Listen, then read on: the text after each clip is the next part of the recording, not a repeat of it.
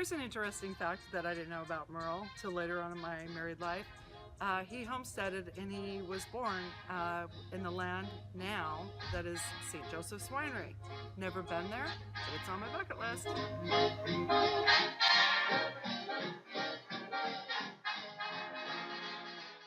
Now I'll talk about Dad's second house they lived on. It was my Grandpa Ivan's farm out on Bernards Road. I don't know what year he lived there, but I know he went through grade school, part of grade school, and all of high school at that house on Bernards Road.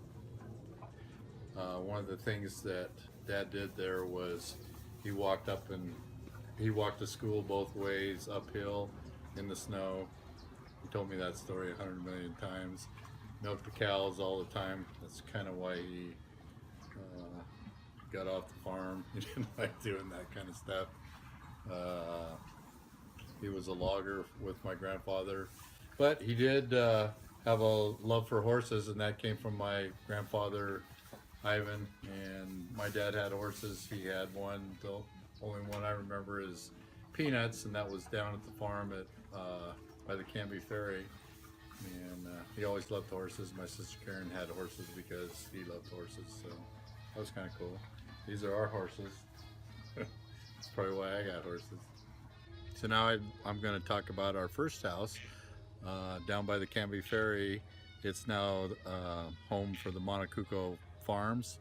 It is probably, if we'd have stayed there, probably our first $1 million that we didn't inherit, Jackie and Karen and I, if we'd have still stayed there, but we moved on to other places. But I don't remember too many things about that house. We were there for 5 or 6 years and then we moved in town. But I do have a lot of memories of a couple of horses that we had there.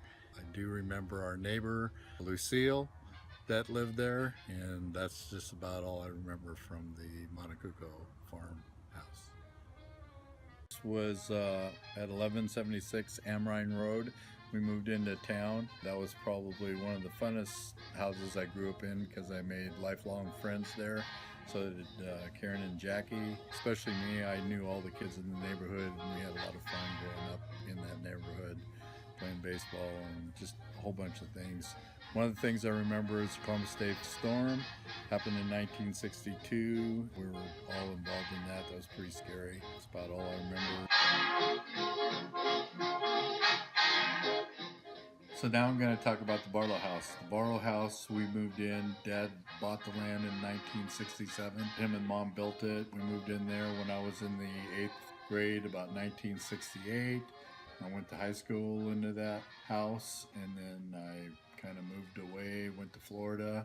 And when I came back, my dad took a chainsaw and took the door out and made it into a huge den, and couldn't wait till I got home 9 months later to show me what he had done.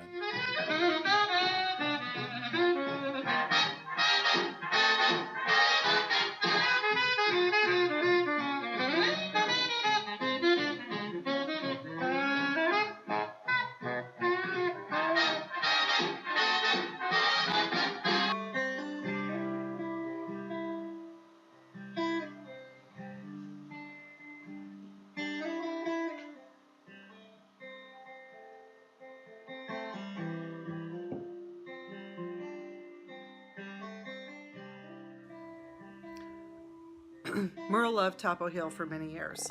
I remember when I went in there once, someone asked me how Ike was doing. I had said, I don't know who Ike is. And they said, well, aren't you Terry Learfield's wife? And I said, yes. And they said, well, Ike is Terry's father. And I was saying, oh, well, no, Terry's father is Merle. And they said, well, that's the same person. Took me a few years to figure that one out. Didn't know that.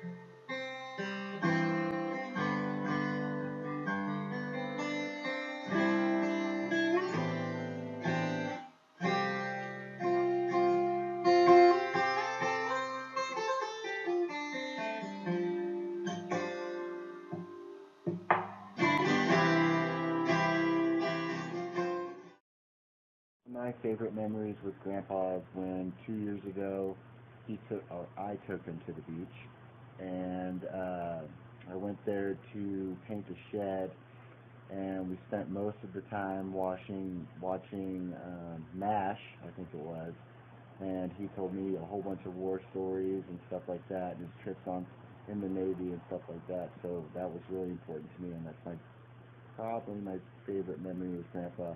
Just 2 days of him telling me stories about his past.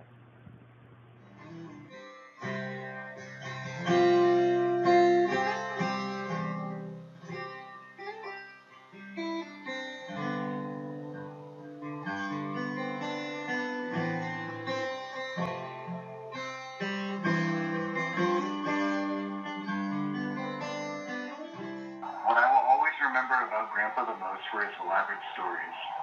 They were always entertaining, yet always seemed to drag on a little too long.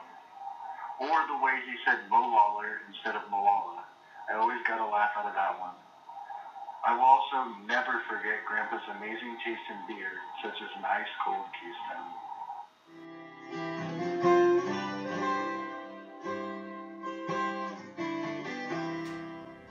When I was about 6, Grandpa flew me into the Mount St. Helens crater about 10 years after it blew. I remember leaving the airport around 91 school and just flying to the crater and back, and he gave me some gum so my ears didn't explode. Grandpa was always pretty funny to listen to.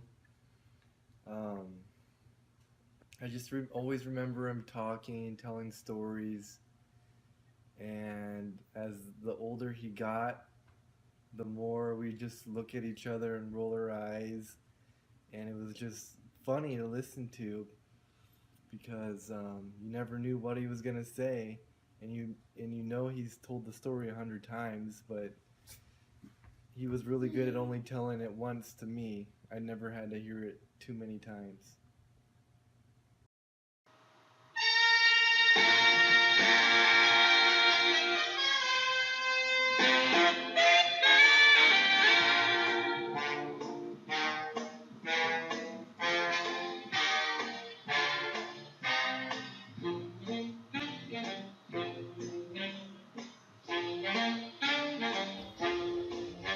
One thing I know about Merle is that he's saved and he's went to heaven.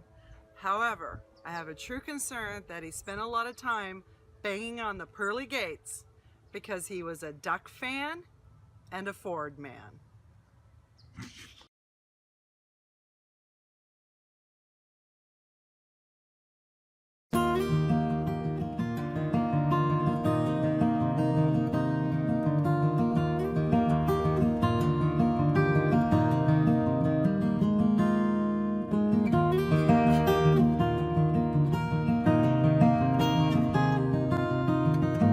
Merle's always been one of my favorite guys. He's always appreciated a good humor, a good joke, and I always love talking to Merle.